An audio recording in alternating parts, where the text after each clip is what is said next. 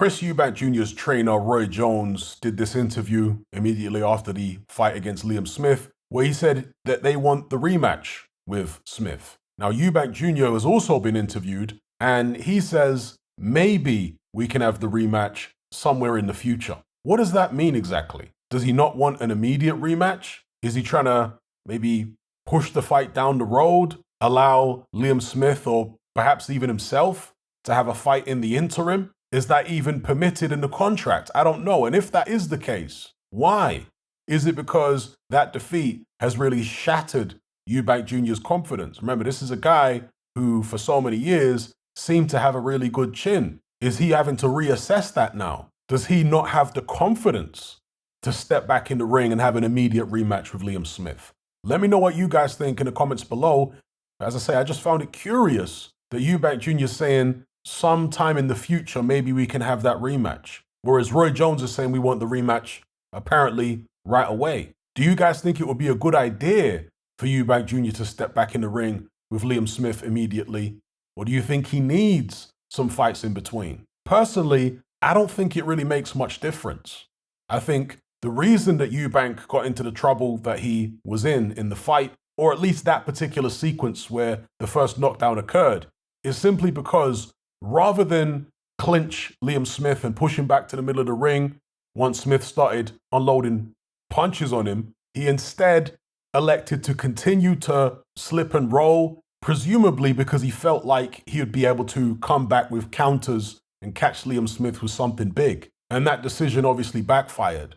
But in the previous round, Eubank Jr. was doing a very good job of boxing, keeping Smith on the end of a jab, mixing in some uppercuts, starting to let his hands go in positions where he was safe to do so. So if they were to have a rematch next or in 6 months or a year's time, I don't think it's going to make much difference. I don't think that it's a mistake that is going to take loads of time to correct. It's as simple as rather than continuing to roll and slip, just move in and grab the guy around the waist. He already did it in the third round. He's been doing it his whole career. So for me, that's the adjustment that he can make in the rematch if it takes place. But perhaps Liam Smith will make a counter adjustment. Perhaps he's got smoke for Eubank Jr. when Eubank's in the center of the ring. We didn't see it in that third round, but maybe he was just warming into it, downloading data and seeing what Eubank Jr. was throwing at him at long range and was going to start building his own offense in the middle of the ring later on in the fight. If they have a rematch, perhaps we'll see. But that's my way of thinking. I think if they're going to have a rematch, they might as well do it now. If Eubank wants it, might as well do it now. Obviously, there is the psychological issues that fighters have coming off devastating knockout defeats like this. So it all depends on what kind of mind Eubank Jr. has, how well he recovers psychologically. If he's got a mind like a Dylan White, where he's able to get over these things psychologically very quick, then I say go into the immediate rematch. But if he's a guy who gets haunted by these types of things, then it's probably best to avoid the immediate rematch because it will probably end up being even worse for him than the first fight. You have to conquer your demons in order to proceed in situations like this. If you can't, then don't proceed. Go in a different direction. Leave Liam Smith alone. And just to close out, in some of the videos I made before the Eubank Jr. Liam Smith fight, I spoke about Eubank Jr. freezing in the Billy Joe Saunders fight and also freezing to a lesser degree in the George Groves fight. Eubank Jr. tries to project confidence, but in those fights, it was evident to me that he was nowhere near as confident as he was letting on, and that there was actually a lot of anxiety inside, hence him freezing both times, particularly against Saunders. Paul Smith, Liam's brother, did an interview after the fight where he revealed that Eubank Jr. took over an hour to wrap his hands, the inference being that he was actually nervous, that he was uncomfortable. Now, to me, that's not necessarily a smoking gun because sometimes fighters do things like that because they want to try and unsettle the opponent. So I wouldn't say that that's necessarily an indication that Eubank Jr. was freezing again, but it's something to consider. I did think that he looked a little less sharp than usual, at least in the first couple rounds. In the third round, he started to warm into it. I'm not so sure that nerves had much of a bearing on the outcome of the fight. But if you wanted to entertain the possibility, you could say, well, Eubank's decision-making was affected by the nervousness, the anxiousness. It's like when someone's taking their driving test. They've been driving correctly during all their lessons, but under the pressure of the driving test, the nerves, the anxiety kicks in, and they start making poor decisions. When, as I say, during the lessons, they were making good decisions, correct decisions. You see, this is one way in which nerves can affect someone. So again, if you wanted to entertain that possibility that nerves contributed to Eubank Jr.'s defeat, you could say, well, when he was in the corner there, rather than doing what he would normally do, the correct thing to grab Liam Smith and push him back, he elected to stay in that corner, trying to roll his shoulder and looking for opportunities to land counters. And in the first couple rounds, Eubank Jr. really wasn't landing clean, and that can make a fighter anxious.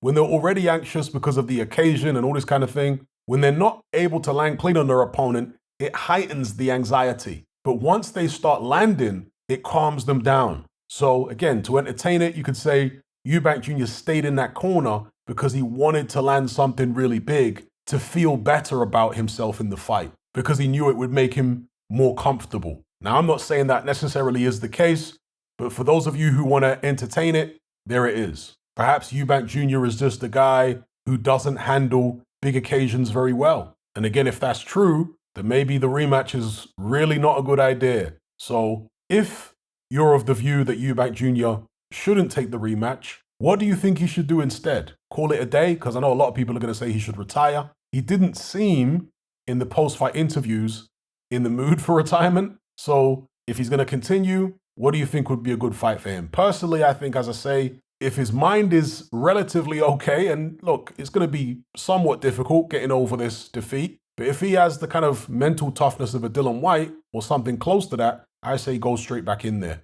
Because from a technical perspective, there isn't that much that he needs to adjust to be able to keep Liam Smith in the middle of the ring. But of course, as I said earlier on, this is under the assumption that Liam Smith can't adjust to what Eubank Jr. was doing in the middle of the ring. We'll see. But at this age, you're not really going to be able to improve Eubank Jr. that much. He's a fluid fighter.